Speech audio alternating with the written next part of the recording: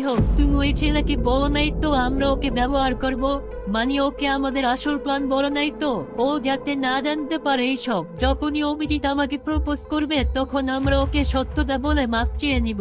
আরে ভাই, আমি এতটাই ছোট না যে এগুলা বুঝুম না। আমি শুধু এইটাই বলছি ওকে, আমার বোনের বয়ফ্রেন্ড ওই তৈব। বেচারা এতটাই সৎ ছিল, আমাকে না করতে পারে নাই। যখন আমাদের কাজ শেষ হয়ে যাবে আমরা সব সত্য কথা বলে দিব। আচ্ছা, ও দেখতে কেমন? ঠিক আছে তো? মানে যতদিন অভিজিতের সাথে সব ঠিকঠাক না হচ্ছে ওই ছেলেকে তো আমাকে দেখতে হবে, তাই না? হ্যাঁ, দেখতে তো ঠিক আছে, কিন্তু একটু গরিব, এর জন্য ভালো লাগে না। তবে কাজ হয়ে যাবে, টেনশনের কোনো কারণ নাই।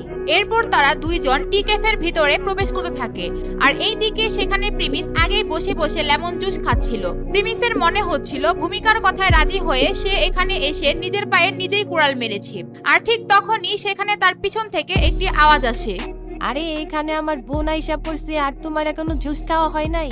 এতক্ষণ সময় লাগে জুস খাইতে? ভূমিকার কাজিন ইয়াসমিন প্রিমিসের ড্রেস আর চুল দেখে পেছন থেকে মনে করছিল এটা নিশ্চয়ই গরিব কেউ হবে। কিন্তু যখনই প্রিমিস পেছন থেকে তাদের দিকে তাকায় ইয়াসমিনের মাথার হুঁশ উড়ে যায়, কারণ তার বিশ্বাসই হচ্ছিল না তার বোন যাকে গরিব ভাবছে সে আর কেউই নয়, প্রিমিস চৌধুরী। এইদিকে ভূমিকা যাকে তার কাজিন বলছিল সে আর কেউ না, ঢাকা সিটি ব্যাংকের ম্যানেজার ইয়াসমিন। তারা দুজনকে দেখে একদম অবাক হয়ে যায়। ইয়াসমিন প্রিমিসকে দেখেই চিনে ফেলছিল আসলে কে এই ছেলে। ও সব জানে। এই ছেলে কিছুদিন আগে তাদের ব্যাংক থেকে টাকা তুলতে গিয়ে বিশাল ঝামেলায় পড়েছিল। তার অ্যাকাউন্টে 500 কোটি টাকা সহ যত সম্পত্তি ছিল সে এগুলো প্রিমিস যাওয়ার পর চেক করেছিল।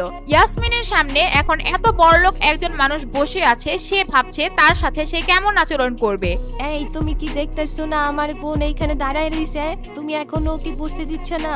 এটা শোনার পর ইয়াসমিন ভূমিকার দিকে তাকায় আর এরপর প্রিমিসের দিকে তাকিয়ে বলে, হ্যালো, কেমন আছেন আপনি? ভূমিকার মনে হচ্ছিল তার বোন প্রিমিসের সাথে ফ্রেন্ডলি হওয়ার চেষ্টা করছে, তাই এত সুন্দর ব্যবহার করছে। এরপর ভূমিকার এই বিষয়টি সহ্য হচ্ছিল না, তাই সে আবার বলে, এই তুমি এখনো তাকায় রইছো? আমার বোন আসছে, তুমি ওকে চেয়ারে বসার জন্য বলবা না? চারটা বসে ওরে বসতে বলবা না? আরে না না, তার কোনো দরকার নাই, আমি এখনই বসতাছি, আপনি বসেন, কোনো সমস্যা নাই। প্রিমিসের মনে মনে অনেক হাসি পাচ্ছিল ইয়াসমিনের এই অবস্থা দেখে। এইদিকে তারা দুইজন দুই চেয়ারের মধ্যে বসে আছে আর ভূমিকা মনে মনে ভাবছে ইয়াসমিন প্রিমিসের সামনে একটু বেশি বেশি করছে। ও বুঝতেছিল না প্রিমিসকে এত সম্মান দিচ্ছে কেন। ইয়াসমিন, এই হচ্ছে প্রিমিস, আমাদের কলেজের সেকেন্ড ইয়ারের স্টুডেন্ট। ও আমাদের কলেজের অনেক ইমানদার একটা ছেলে। আমার মনে হয় না তুমি ওর মতো ছেলে আমাদের কলেজ আরেকটা পাইবা।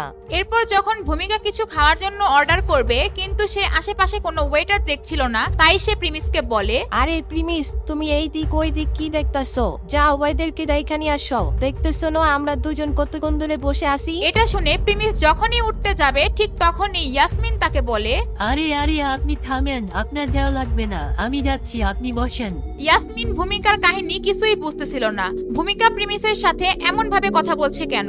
ভূমিকা কি প্রিমিসের আসল পরিচয় জানে না, নাকি ও এমনই সাহসী তাই প্রিমিসের সাথে এমন আচরণ করছে? ইয়াসমিন যখনই চেয়ার থেকে উঠে যাবে তখনই ভূমিকা প্রিমিসকে বলে, আরে ইয়াসমিন কেমন যাবে?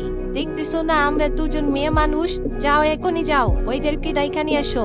প্রিমিসের মন চাচ্ছিল এখান থেকে বের হয়ে একেবারে চলে যেতে, কিন্তু ইয়াসমিনের এই অবস্থা দেখে সে অনেক মজা পাচ্ছিল। এরপর ভূমিকা আবার বলে, হেই গাইস, আসসালামু আলাইকুম, আমি আপনাদের দিবস গেমিং। আমাদের ভিডিও এখনই শুরু হবে। তো এর আগে গাইস, আপনারা যারা ফ্রি ফায়ার খেলেন এন্ড ডায়মন্ড টপ করেন অনেক বেশি তো তাদের জন্য একটা হোয়াটসঅ্যাপ নাম্বার আমি দিয়ে দিলাম এখানে। তো এই নাম্বারে আপনারা যোগাযোগ করে ডায়মন্ড নিতে পারবেন। হোয়াটসঅ্যাপ বা ইমো নাম্বারে আপনারা যোগাযোগ করলে হবে। এখানে অনেক কম দামে তার কাছ থেকে ডায়মন্ড নিতে পারবেন এন্ড সে আমার খুব পরিচিত, তো ইজিলি আপনারা তার কাছ থেকে ট্রাস্ট করতে পারেন। আরে ভাই, তুই এখনো যাইতেছ না? তোর সম্মান নাই রে, যা তাড়াতাড়ি যা। প্রিমিস ভূমিকার সম্বন্ধে সব জানে। ও জানে ভূমিকার কথার স্টাইল আর ব্যবহার ভালো না, এর জন্য সে আর কিছু না বলে ওখান থেকে উঠে ওয়েটারকে ডাক দিতে চলে যায় আর ওয়েটারকে তাদের টেবিল দেখিয়ে সে ওয়াশরুমে চলে যায়। এরপর যখন সে ওয়াশরুম থেকে বের হয় তখন সে দেখে বাইরে ইয়াসমিন দাঁড়িয়ে আছে। প্রিমিস ইয়াসমিনের চোখ দেখেই বুঝতে পারছিল ইয়াসমিন আসলে সরি ফিল করছে। আমাকে মাফ করবেন স্যার, আমার অনেক বড় ভুল হয়ে গেছে। আর আপনি আমার বোনের কথায় কিছু মনে করবেন না, ও একদম পাগল, ও কার সাথে কেমন ব্যবহার করা লাগে সেটাই জানে না। ও আপনার সাথে এইভাবে কথা বলতেছিল, আমার খুব খারাপ লাগতেছিল। আরে এটা কোনো ব্যাপারই না, ও আমার সাথে সবসময় এমনই ব্যবহার করে। এর জন্য আমি ওর কথা কিছু মনেই করি না। আচ্ছা যাই হোক, তুমি কি আমাকে জানো আমি কে? প্রিমিস এই কারণে এটা বলছে যে লাস্ট যখন ইয়াসমিনের সাথে ব্যাংকে তার ঝামেলা হয়েছিল, এরপর কি ইয়াসমিন তার আসল পরিচয় জানতে পেরেছিল, আর তাই কি সে তার সাথে এমন ভালো ব্যবহার করছে, নাকি সে ভূমিকার এমন খারাপ আচরণ তার কাছে খারাপ লাগছে, তাই সে প্রিমিসকে সরি বলছে। জি স্যার, আমি আপনাকে চিনি। আপনি যাওয়ার পর হেড ম্যানেজার আমাকে সব বলছিল। ইয়াসমিন শুধু তার ব্যাংক ব্যালেন্স সম্পর্কে জানতো, তার বাবার পরিচয় ও তাদের চৌধুরী পরিবারের কাহিনী সে জানতো না, কিন্তু তারপরও প্রিমিসের এই ব্যাংক ব্যালেন্সের কাছে ইয়াসমিন কিছুই না। আচ্ছা তুমি আমাকে একটা কথার উত্তর দাও, তুমি তো নিজেই বড়লোক একটা ব্যাংকে জব করতেছো, তাহলে তুমি কেন একটা গরিব ছেলেকে তোমার বয়ফ্রেন্ড বানাইতে চাইতেছো? প্রিমিস যখনই ইয়াসমিনকে দেখছিল তখন থেকে তার মধ্যে একটা প্রশ্ন ঘুরছিল। ইয়াসমিন আসলে বুঝছিল না প্রিমিসের এই কথার জবাব কি দিবে।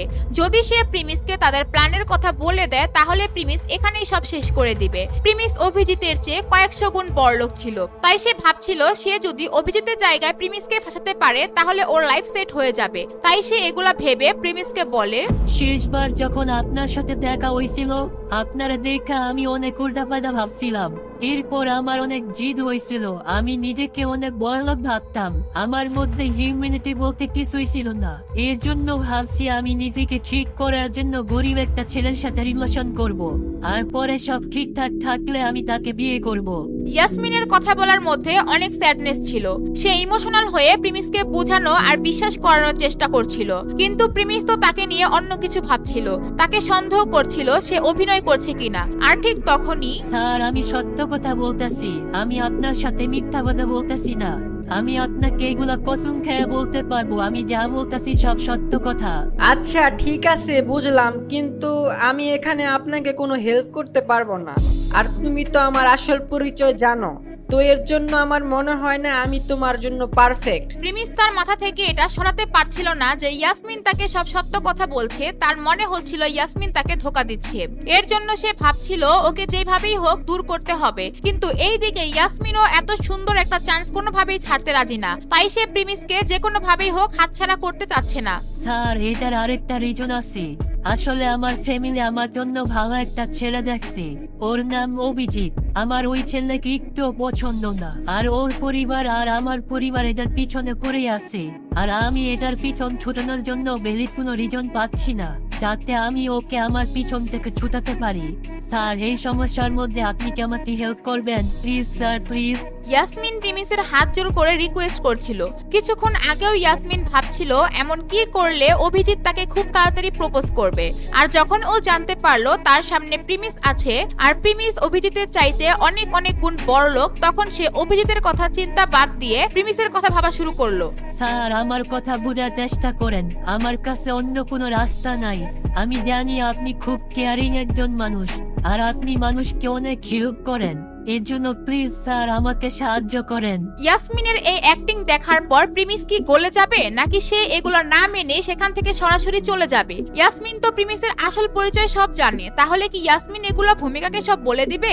আপনারা কি চান, প্রিমিসের আসল পরিচয় সবার সামনে ফাঁস হয়ে যাক, নাকি প্রিমিসের পরিচয় গোপন রাখবে? সেটা কমেন্ট করে জানান। আর আপনারা যদি দিবস গেমিং এর ভিডিওগুলো সবার আগে দেখতে চান তাহলে দিবস গেমিং এর ইউটিউব চ্যানেলটি সাবস্ক্রাইব করে নোটিফিকেশন বাটনটি বাজিয়ে রাখেন, আর ফেসবুক থেকে দেখে থাকলে ফলো করে শেয়ার করেন।